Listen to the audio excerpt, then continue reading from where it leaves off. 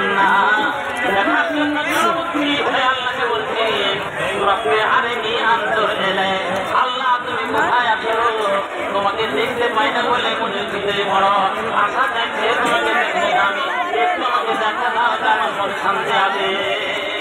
আল্লাহ বলেন তারানি, হে মুসা তুমি যদি আমার প্রিয় নবী রসূল, কিন্তু আমার জাত এত জোরালো এত জ্যোতির্ময়, আমাকে দেখে তুমি বরদাস্ত করতে পারবে না, দেখতে পারবে না। একটু তুমি পরীক্ষা করো, পাহাড়ের ওখানে উঠে আমার সঙ্গে কথা বলছো, পাহাড়ের দিকে তাকাও, আমি একটু ঝলক দিচ্ছি। পাহাড় যদি নিজের স্থানে থাকতে পারে, এই অবস্থাতে তুমি হতে দেখে পারবে, কিন্তু অবস্থা দেখে না।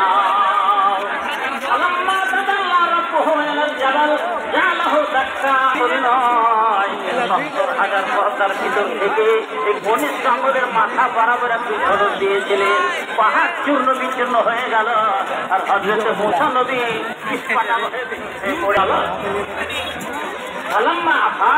অনেকক্ষণ পরে যখন তার হুঁশ ফিরে আসলো, ফিরে আসলো, তখন বলেছেন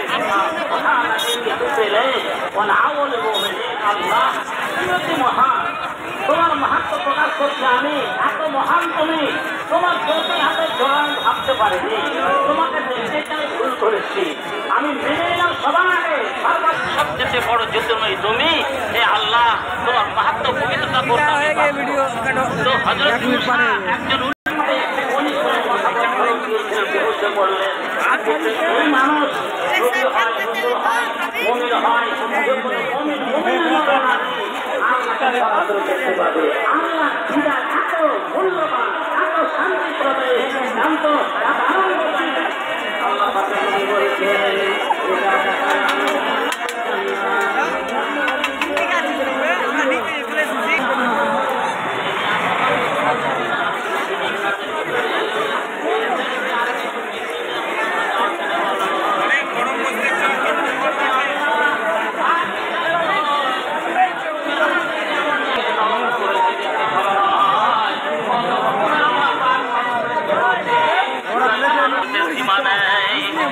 সৃষ্টি করলে সবারে চাইতে সুন্দর ধারা, একের লাগি অপরজনে হয় যে পাগল পারা, মিল নাই রে চেহারায় নাই রে গলার স্বরে,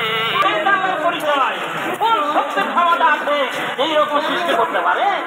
তো যত রকমের মানুষ, তত রকমের রূপরেখা, তত রকমের কণ্ঠস্বর, কারোর সঙ্গে কারোর কণ্ঠস্বরের মেয়ে যদি একই হতো কি ভেজাল হতো, তো ব্যাখ্যা করা দরকার নেই। হ্যাঁ, মানুষ যেন চিন্তা করে পার্থক্য